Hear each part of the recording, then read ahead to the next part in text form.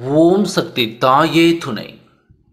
என் அன்பு குழந்தையே, உன்னுடைய இல்லத்தில் உனக்கே தெரியாமல் வைத்திருந்த செய்வனை எடுப்பதற்காக வந்திருக்கின்றேன். உன் தாயானவள் என்னை தாண்டி உன்னுடைய இல்லத்தில் ஒரு செய்வினை நடந்திருக்கிறது என்றால் அதை உடனடியாக எடுத்துவிட வேண்டும் அல்லவா? இந்த அளவிற்கு தைரியமாக உன்னுடைய இல்லத்திற்குள் செய்வினைகள் வைத்தது யார் என்று தானே நீ யோசிக்கின்றாய். எப்பொழுதும் தெய்வத்தின் துணை கொண்டு இருக்கின்ற என்னுடைய இல்லத்தில் செய்வினைகள் செய்கின்ற அளவிற்கு துணிச்சல் யாருக்கு இருக்கின்றது என்று என் குழந்தையே நீ நினைக்கின்றாய் அல்லவா? நிச்சயமாக ஒரு விஷயத்தை மட்டும் நீ தெளிவாக புரிந்து கொள்ள வேண்டும்.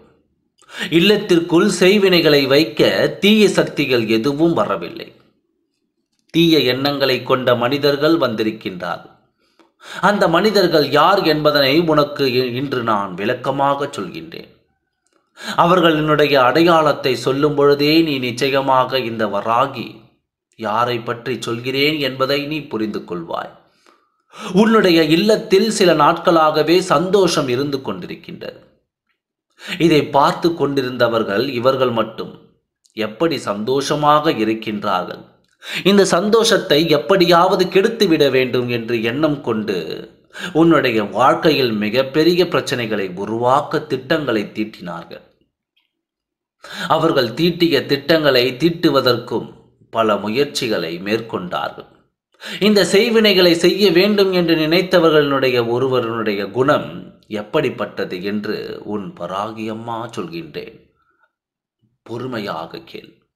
நடக்காத விஷயத்தை ஒருவர் சொல்லாத விஷயத்தை அப்படியே நடந்தது போலவும் அப்படியே சொன்னது போலவும் சித்தரித்து பேசக்கூடிய வல்லமை பெற்றவர். யாரேனும் கடைசியில் உண்மை என்னவென்று புரிந்து கண்டுபிடித்து விட்டால் நான் கனவு கண்டு தெரியாமல் சொல்லிவிட்டேன் என்று சொல்லி அதிலிருந்து தப்பிக்கக்கூடியவர். இப்பெயர்பட்ட எண்ணங்களை கொண்ட இந்த ஒருவர்தான் அத்தனை பேருக்கும் முதலாவதாக இருக்கக்கூடிய தலை. இவர் சொல்கின்ற பேச்சினை எல்லோருமே ஆமாம் என்று சொல்லி தலையாட்டி கேட்டுக்கொண்டிருக்கின்றார்கள். அதாவது அந்த குடும்பத்தில் மூத்தவர், அது ஒரு பெண் என்பது குறிப்பிடத்தக்கது.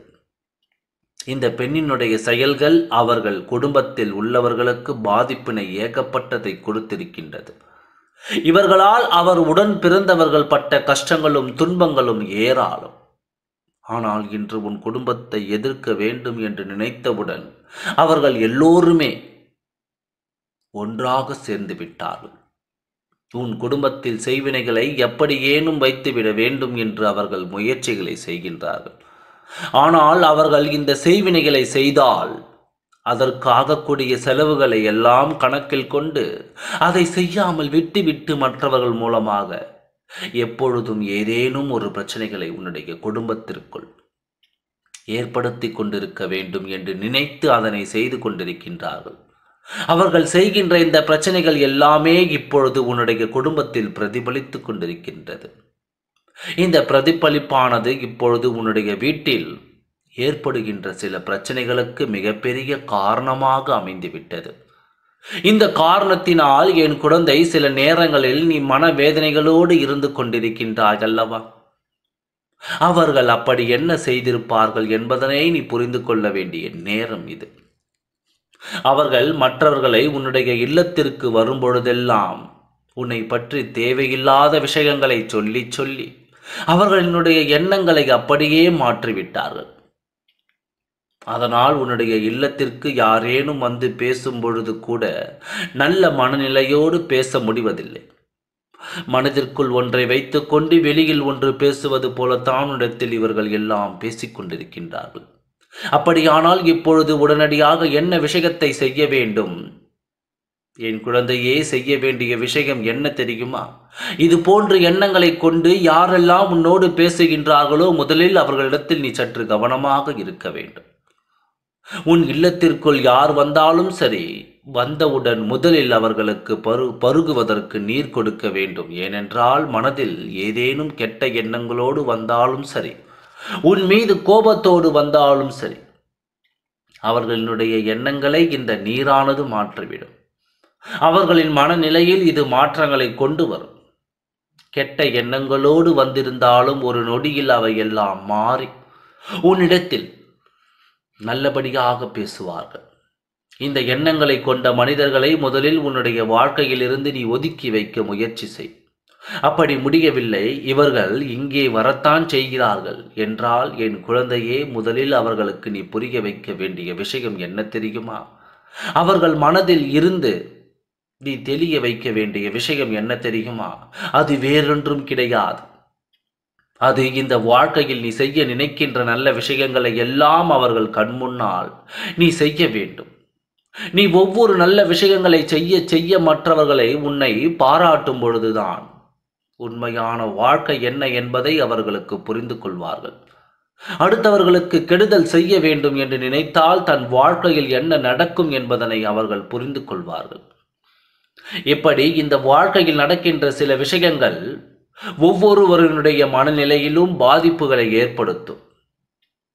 அருகில் இருப்பவர்களும் இத்தனை நாளும் உடன் இருந்து கொண்டு உன்னிடத்தில் பலன்களை பெற்றவர்களும் உன்னுடைய இல்லத்திற்குள்ளே செய்வினைகளை செய்ய முயற்சிக்கிறார்கள் என்றால் அது உன் மனதிற்கு எத்தனை பெரிய வேதனையை கொடுக்கும் என்பதனை உன் வராகி அம்மாவால் உணர முடிகின்றது. அவர்கள் செய்வினைகளை எப்படி தெரியுமா செய்ய நினைத்தார்கள்? உன்னுடைய குடும்பத்தினுடன் உடன் பிறந்தவர்களுடைய ஒருவரை பற்றி ஒருவரிடம் தவறாக சொல்லி அங்கே கலகத்தை மூட்ட நினைத்தார்கள். அவர்கள் நினைத்தது போல் அங்கே எதுவும் நடக்கவில்லை. காரணம், ஏற்கனவே அவர்களை பற்றி நீ தெரிந்து கொண்டது சரியானது என்பதனை புரிந்ததினால்தான் இப்பொழுது மீண்டும் மீண்டும் இந்த முயற்சிகளை தான் செய்து கொண்டிருக்கின்றார்கள். நீங்கள் அவர்களை ஒதுக்கி வைத்த பிறகும் கூட அவர்களினுடைய எண்ணங்களில் எந்த விதமான மாற்றங்களும் ஏற்படவில்லை. அது மட்டுமல்லாமல் அவர்கள் வேறு யாரையாவது அனுப்பி உன்னுடைய இல்லத்திற்குள் கலகத்தை மூட்டத்தான் துணிந்து நிற்கின்றார்கள். அத்தனை பேருக்கும் தலைமை பொறுப்பேற்று இருக்கின்ற அந்த பெண் நிச்சயமாக இன்று வாழ்க்கையில் நல்ல நிலைமையில் இல்லை. ஆனாலும் நாம் இந்த நிலைக்கு இருக்கின்றோமே, அடுத்தவர் வாழ்க்கையை கெடுக்க வேண்டும் என்று நினைக்காமல் நாம் இருப்பது போல யாரும் இருக்கக்கூடாது என்று நினைக்காமல் அடுத்தவர் வாழ்க்கையை அழிக்க நினைக்கின்ற விஷயத்தை தான் இந்த வராகியானவள் ஏற்றுக்கொள்ள முடியவில்லை. இதற்கு மேலும் அவர்களுக்கு கொடுப்பதற்கென்று தண்டனை ஏதும் இல்லை. வாழ்க்கையில் அந்த அளவிற்கு அடிபட்டு நொந்த பிறகு கூட அடுத்தவர் வாழ்க்கையை கெடுக்க நினைக்கின்ற இவர்கள் யாரையெல்லாம் தன்னுடைய பகடைக்காயாக பயன்படுத்துகின்றார்களோ அவர்களின் வாழ்க்கை அழிந்து போவதை கண்கூடாக கண்டு தன்னோடு இருந்தவர்கள் தன் உடன் பிறந்தவர்கள் என்று நினைத்து வேதனைப்பட போவதும் கிடையாது. அதையும் பார்த்து சந்தோஷம் அடைகின்ற மிகவும் அதிகமான மோசத்தை மனதிற்குள் வைத்திருக்கின்றவர். அதனால் இது போன்ற எண்ணங்களை கொண்டவர்கள் நினைக்கின்ற விஷயங்கள் உன்னுடைய குடும்பத்தில் ஒரு பொழுதும் நடக்காதவாறு உன்னுடைய உடன் பிறந்தவர்கள் எல்லோரும் ஒற்றுமையாக இருக்க வேண்டும். அவர்கள் செய்ய நினைக்கின்ற வினைகள் எதுவுமே உன்னுடைய குடும்பத்தில் நடக்கக்கூடாது. அங்கே பழிக்கவும் கூடாது. அது போன்ற செயல்களை செய்து என் குழந்தை உன்னுடைய வாழ்க்கையில் மற்ற விஷயங்களை எல்லாம் சரியாக நீ பார்த்து கொள்ள வேண்டும். தீய எண்ணங்கள் கொண்ட மனிதர்களுக்கு மத்தியில் இருக்கின்றோம் என்பதனை எப்பொழுதும் மறந்துவிடாதே. யாரிடத்தில் எத்தனை கவனமாக இருக்க வேண்டும் என்பதனை புரிந்து கொண்டு நீ அத்தனை கவனமாக இருந்துவிட்டால் போதும். எப்பொழுதும் உன் வாழ்க்கை இனி சந்தோஷமாக மாறும். என் குழந்தையே, என்னுடைய ஆசீர்வாதங்கள் உனக்கு எப்பொழுதும் உண்டு. ஆகையால் நீ எதை நினைத்தும் கவலைப்படாதே. உன்னை ஒருவர் தூற்றுகிறார்கள் என்றால் அதனை காதில் போட்டுக்கொள்ளாதே. ஏனென்றால் அவர்கள் உன்னை விட உயர்ந்த மனிதர்கள் கிடையாது.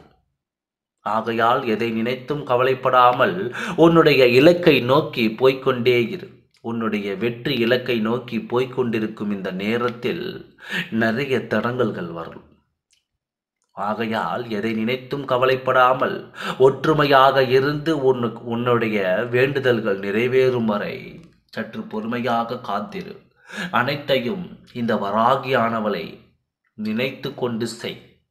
நான் உனக்கு நிச்சயமாக துணை நின்று உன்னுடைய வேண்டுதல்கள் அனைத்தையும் நிறைவேற்றி தருகின்றேன். கவலைப்படாமல் இரு, எல்லாம் நல்லபடியாகவே நடக்கும். ஓம் சக்தி தாயே துணை. நன்றி, வணக்கம்.